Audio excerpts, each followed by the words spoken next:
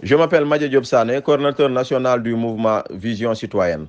Oui, nous avons vu, comme tout le monde, la déclaration du président de la République lors du 75e anniversaire de la Déclaration universelle des droits de l'homme, où il a dit, je cite, sur tous les cieux, l'extrémisme, le populisme et le radicalisme sont les pires menaces aux droits humains. Je pense que le président de la République s'est trompé d'époque. Il est en train de parler des conséquences en réalité de la violation des droits humains. Et nous, au Sénégal, nous voyons chaque jour une certaine violation des droits humains. Et comme dans la Déclaration universelle des droits de l'homme, on a dit tous les hommes naissent libres et égaux en dignité et en droit. Et dans notre pays, le Sénégal, nous avons constaté le Kumba Amdei et Kumba Amoundei. Et tous les citoyens sénégalais aujourd'hui ont peur, véritablement. C'est parce que quand il s'est agi de dire comme Birahim Seck, que les inégalités, les injustices, la malgouvernance sont les pires menaces aux droits humains. Je pense que je donne raison à Birahim Seck qui le dit, parce qu'il a parfaitement raison. Et nous ajouterons à cela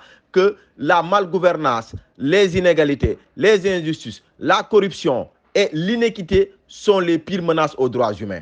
Et le président de la République nous a parlé des conséquences sans parler des causes. Parce que je pense que les causes ultimes de la violation des droits humains, ce sont les inégalités, ce sont les inégalités, la malgouvernance, les injustices, la corruption, l'inéquité qui existent. Il faut mettre le doigt là où ça fait mal. En réalité, il faut mettre le doigt là où ça fait mal. Et nous avons vu que dans notre pays, malheureusement, il y a certaines qui bénéficient d'une certaine impunité totale. Et cela n'est pas digne de la Déclaration universelle des droits de l'homme. On doit mettre tous les Sénégalais au même pied. On doit lutter contre les inégalités. On doit lutter contre la corruption. On doit lutter contre la malgouvernance. Ce sont les causes de ce que l'on appelle de la violation des droits humains. Et les pires menaces d'ailleurs de la violation des droits humains, ce sont ces quatre choses que nous avons énumérées tout à l'heure.